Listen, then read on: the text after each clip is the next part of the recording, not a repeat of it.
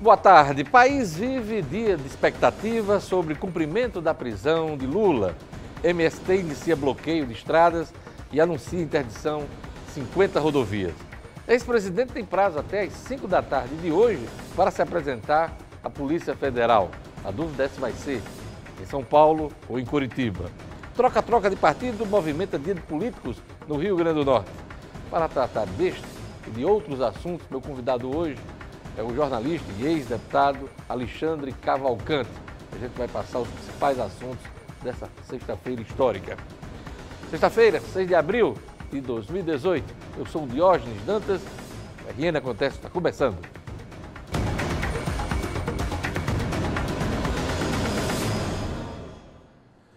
Olha, o país vive um dia tenso depois da decretação da prisão do ex-presidente Lula. Presidente que foi condenado a 12 anos de prisão, 12 anos e um mês de prisão. Sexta-feira muito tensa em todo o país, principalmente em São Paulo e Curitiba, porque a ordem do juiz Moro é que ele se apresenta até às 17 horas em Curitiba, Polícia Federal. Para analisar esses assuntos, eu convidei hoje aqui nos estúdios o ex-deputado e jornalista Alexandre Cavalcante. Boa tarde, Alexandre. Muito boa tarde, Diógenes. É um prazer enorme estar aqui com você para a gente discutir esses assuntos que mexem com a vida de todos os brasileiros. Pois é, Alexandre, o juiz federal Sérgio Moro determinou no final da tarde de ontem a prisão de Lula, depois que o julgamento do habeas corpus de Lula no STF deu um resultado ruim para o ex-presidente. E a gente já começa essa edição aqui dizendo que o Superior Tribunal de Justiça negou o habeas corpus apresentado na manhã desta sexta-feira pela defesa do Lula, tentando evitar a prisão logo mais. O pedido de decisão liminar foi apresentado por volta das 7 horas e os advogados de Lula contestaram o ofício enviado ontem pela 8ª turma do Tribunal Regional Federal de Curitiba ao juiz Moro, permitindo a decretação da ordem de prisão.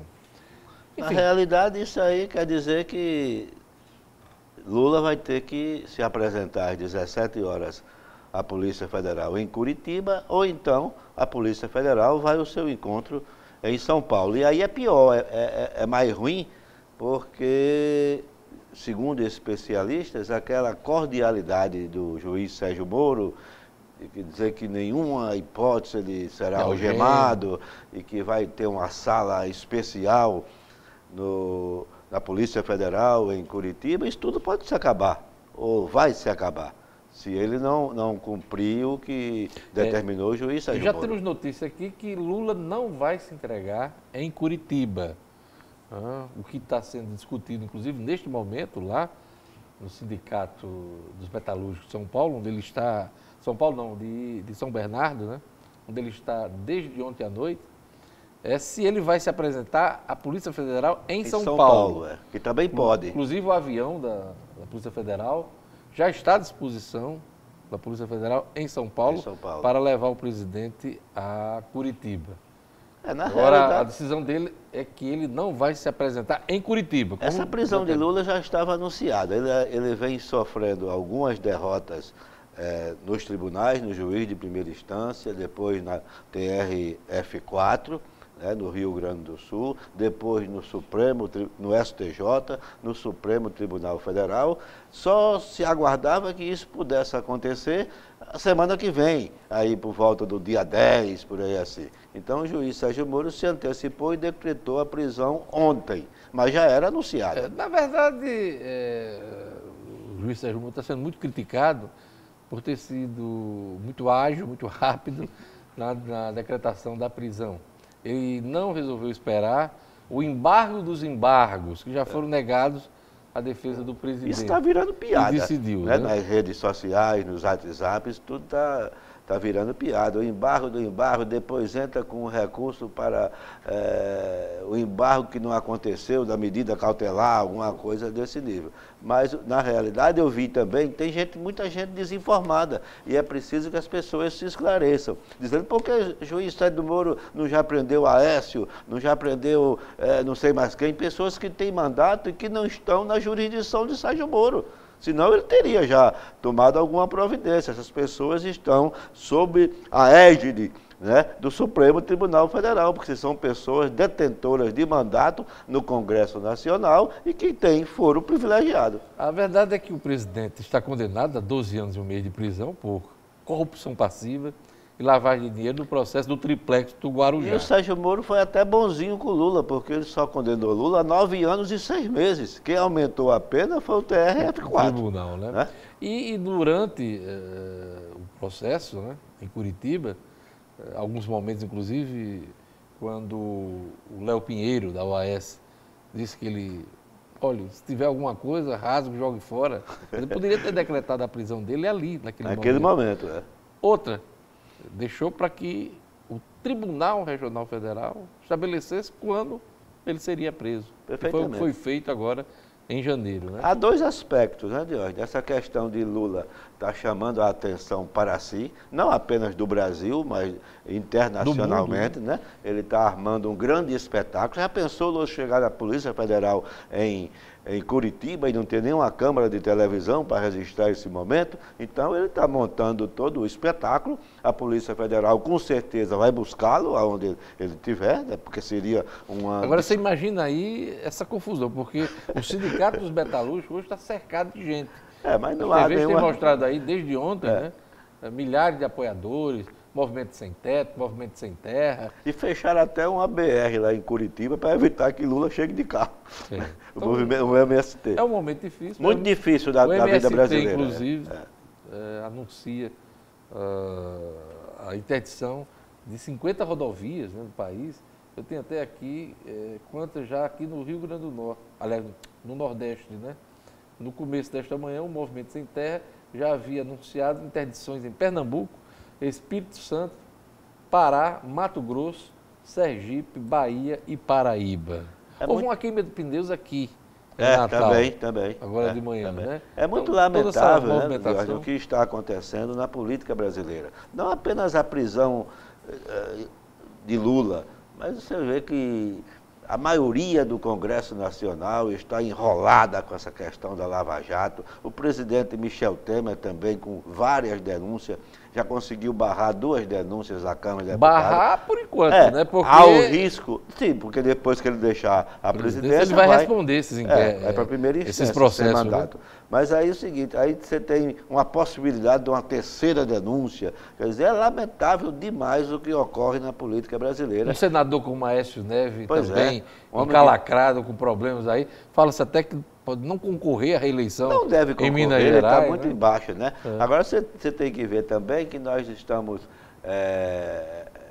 aguardando a prisão do ex-presidente Lula, que não é uma figura comum. Ele conseguiu segurar aí 29, 30, 31% do eleitorado brasileiro. Que acredita nele, que acompanha ele, independente da culpabilidade, né, Alexandre? Independente se ele roubou, se deixou de roubar. Então é uma pessoa que você de 30% não é pouco.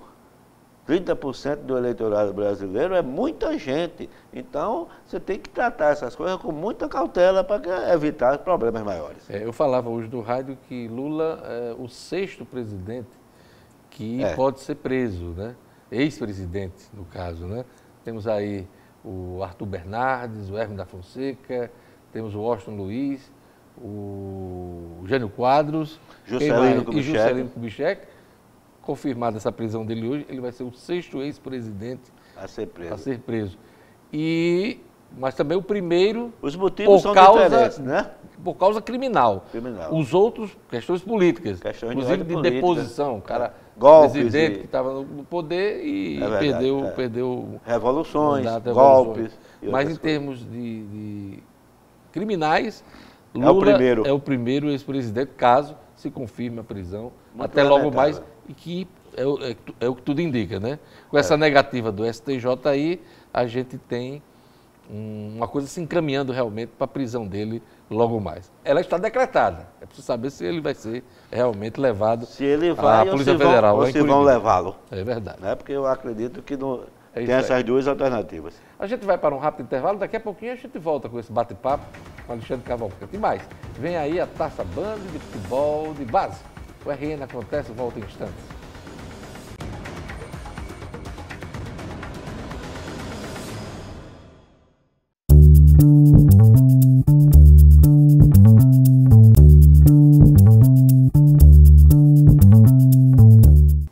Vem aí a primeira Taça Band de Futebol de Base. As inscrições já estão encerradas. A organização do evento reuniu equipes para passar orientações sobre o campeonato. Veja na reportagem. Papel e caneta na mão, olhos atentos na tela. Pode não parecer, mas o Goeba está sim se preparando para a primeira Taça Band de Futebol de Base. A escolinha de futebol que ele representa inscreveu 2 times na competição. Estamos entrando com 2 categorias, a categoria Sub-13 e Sub-15, e a molecada começou a preparação já, os treinamentos, o foco, concentração, e eu tenho certeza que eles vão se divertir muito. Serão cerca de 500 atletas envolvidos no campeonato. E os representantes das escolinhas de futebol inscritas participaram nesta quinta-feira do Congresso Técnico para definir chaves e formatos dos jogos. Nós realizamos o sorteio dos grupos, definimos o formato da competição, os locais de jogos e após essa definição, aí agora é só aguardar o início da competição. O organizador explica que os jogos estão previstos para começar na segunda semana de maio, coladinhos com a Copa do Mundo da Rússia. Até lá, a organização tem 1 mês e meio para preparar um dos diferenciais da competição, o material. É um dos diferenciais da competição, que é o álbum de figurinhas, o material esportivo, todas as equipes que estão participando ganham um jogo de camisa personalizado, a bola exclusiva da Copa.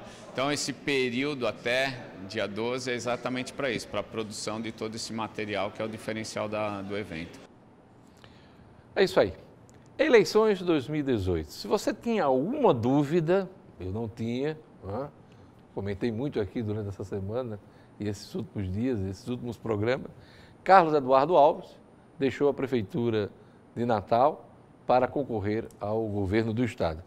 Esse é o primeiro lance importante do processo eleitoral, né? Alexandre Cavalcante.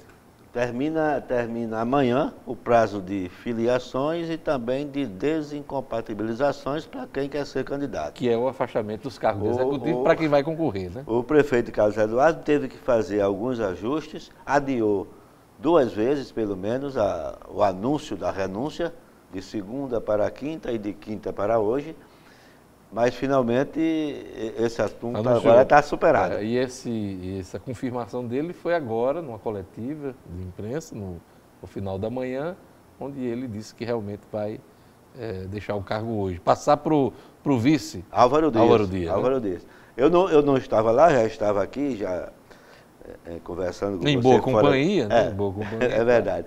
Mas a gente precisa ver ainda o tom do discurso do prefeito Carlos Eduardo. Ele simplesmente anunciou a renúncia à prefeitura, dizendo que é candidato nas eleições de 98, ou saiu dizendo que é candidato a governador de 2018, ou saiu dizendo que é candidato a governador agora em 2018. Isso aí precisa ser visto. Como é que estão as articulações, Alexandre? Você que tem acompanhado de perto, você que assina um blog no portal nominuto.com, como é que estão as articulações em torno do prefeito Carlos Eduardo?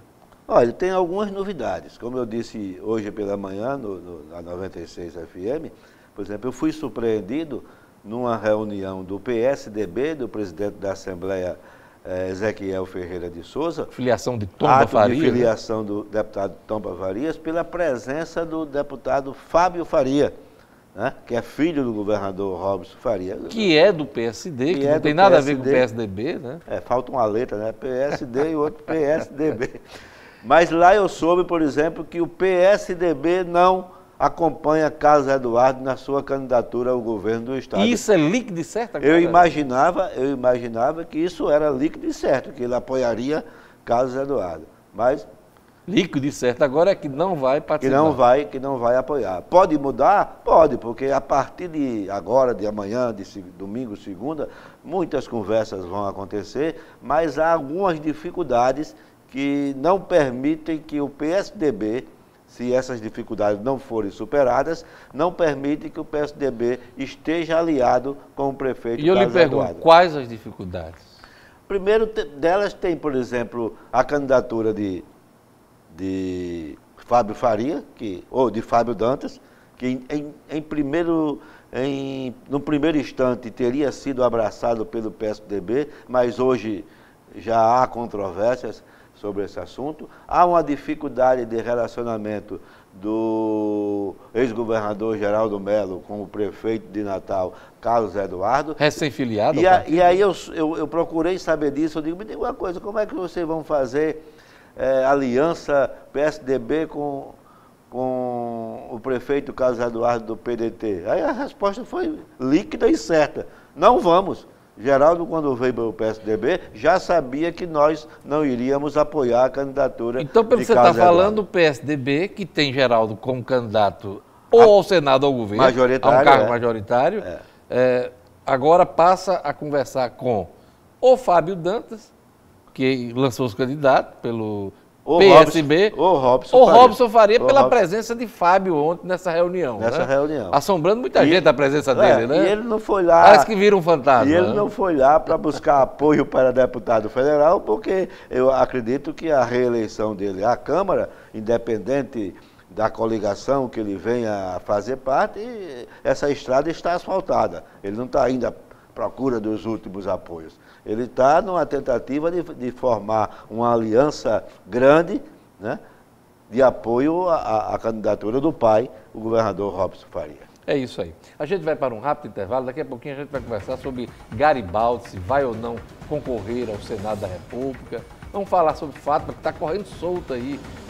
A gente ouve muito falar, Robson, candidatura de Fábio, Carlos Eduardo e Fátima segue liderando principalmente as pesquisas, agora, né? diante da prisão de Lula, né? Daqui a pouquinho, depois do intervalo.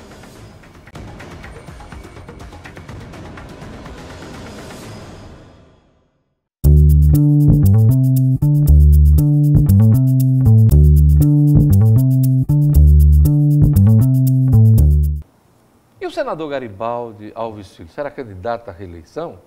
Essa é uma dúvida aí que está na cabeça de muita gente, inclusive o prefeito Carlos Eduardo aqui no nosso programa falou que não só a candidatura de Garibaldi, nem a de Zé Agripino são certezas. E aí, Alexandre, o que é que você acha aí? O que é que você sabe sobre a candidatura de Garibaldi? Eu acredito numa conversa que tive com o deputado Nélton Queiroz. O deputado Nélton Queiroz disse que o senador Garibaldi Filho ligou para ele para saber de algumas coisas, inclusive acomodação partidária, coligações ou não, com quem ele preferia.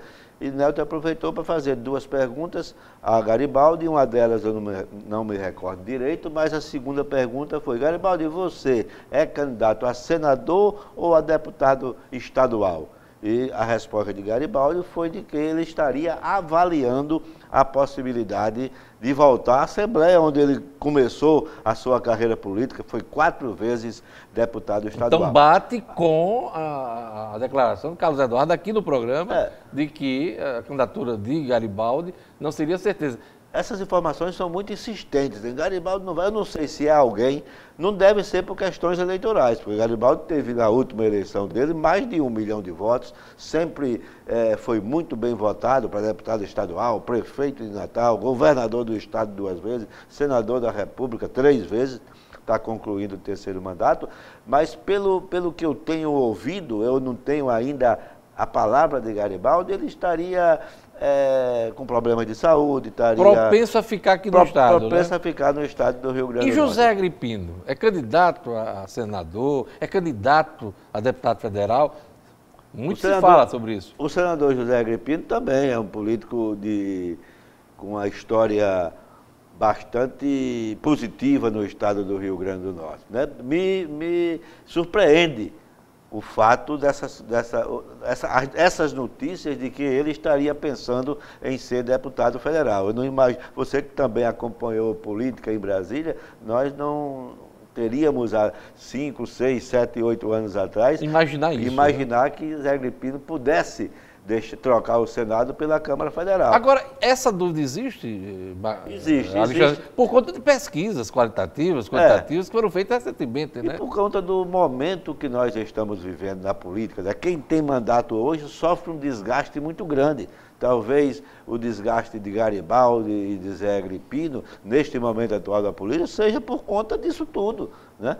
O senador Zé Agripino virou réu no processo do Supremo Tribunal Federal. O senador Garibaldi Filho tem algumas acusações, não é réu ainda, mas tem acusações de envolvimento. Quer dizer, isso tudo desgasta o político, né? E Robson, Robson voltou para o jogo. Você acha? Eu acho que Robson voltou para o jogo, porque o PSDB, ontem eu estive lá na reunião do PSDB, o PSDB não vai com Carlos Eduardo, e aí eu perguntei, vocês vão com quem? E não foi só um deputado, 2 ou 3 ou 4 ou 5, todos os deputados, a gente pode, tem Fábio Dantas e até Robson Faria. Eu quero só destacar o assunto, os 7 deputados hoje do PSDB, correspondem a 75% dos prefeitos do estado do Rio Grande do Norte. Quer dizer, é um contingente eleitoral muito forte. Político, né? Político e eleitoral muito forte. Isso será transformado em voto para os candidatos dele, de governador, senador, deputado federal e tal, é uma incógnita. Alexandre, agora quem está correndo solto aí, liderando as pesquisas para o governo do estado é Fátima Bezerra. Bezerra, inclusive, né? Na esteira de tudo isso que está acontecendo com o ex-presidente Lula, né? Como vai se comportar o eleitorado diante desse fato novo que é a prisão do presidente Lula, do ex-presidente Lula? Não só isso, prisão e a possibilidade dele não participar da eleição presidencial, porque passa a ser ficha suja. Não, né? Ele já é ficha suja, independente da prisão. Quando foi julgado... São duas coisas diferentes, mas se conectam, né? Quando foi julgado por um colegiado que foi o TRF4. A candidatura dele é totalmente descartada. É por isso que eu acho que é um engodo do PT. Não, nós vamos resistir, a candidatura não vai. Pode até dizer, não vou preso, vou fugir, aí ponto. Porque é uma questão unilateral de Lula, não querer ir. Então, Fátima segue liderando a pesquisa, forte. Segue. Chega na eleição, que vai durar 45 dias, com a margem... Ela chega forte e essa vitimização, né? Vitimização, né? Vitimização, rapaz. Ô palavra. Foram arrumar uma barradão de vida. Pode repercutir positivamente ou negativamente sobre a candidatura. Ninguém sabe, esse é um primeiro momento que nós estamos vivendo isso, né? Mas, de qualquer situação, eu acho que o ex-presidente Lula será um cabo eleitoral importante nas eleições agora de outubro. E vai influenciar... Com certeza. Fátima aqui. Agora, eu queria lhe perguntar, houve um troca-troca de partidos, né? O prazo final está encerrando aí. Deputados, uma rebelião, democratas, PMDB, rapidinho, rapaz, está acabando. Porque os líderes desses partidos, do Democrata, do PMDB, não cuidaram da esteira. A esteira é o que é no dicionário eleitoral. Tem os candidatos que vão ser eleitos e tem uma turma que vem atrás com 5, 2, 3, 4, 5 mil votos. Para fazer o coeficiente, que faz o coeficiente eleitoral. E nem PMDB tem essa esteira. Então tem 3 deputados do PMDB, Nelton Armando e Gustavo Fernando, tem 2 do DEM, 5. Aí tem mais a candidatura da esposa do prefeito Carlos Eduardo, do PDT. André Ramalho. 6. E o filho do prefeito que vai assumir, Álvaro Dias, Adjunto Dias Neto, que vai assumir a prefeitura de Natal, Álvaro. Então são 7 candidatos. Desses 7, eles vão fazer 4. 3 perdem. Desculpe. E a avaliação que é feita pelos deputados do PMDB e DEM é que perde justamente 3 deputados com mandato. É isso aí. Eu queria agradecer a presença de Alexandre Cavalcante aqui no nosso programa. Ele que me ajudou aqui a analisar esse quadro hoje de prisão do Lula e também da questão local aqui, eleitoral. Obrigado, Alexandre, por sua presença. Obrigado a você, sempre à disposição. disposição. Uma última informação, os advogados de Lula apresentaram nesta sexta-feira um pedido de medida cautelar junto ao Comitê de Direitos Humanos da ONU, Organização das Nações Unidas, em Genebra, com pedido liminar para impedir a prisão de Lula até o fim de todos os recursos na justiça. Estão apelando até para a ONU, Alexandre de Cavalcante. Será que o Papa Francisco? É isso aí. O RN Acontece fica por aqui. Obrigado pela audiência. Siga com a programação da Band Natal. Veja a reprise do programa no portal No Minuto. Eu volto na segunda-feira. Até lá.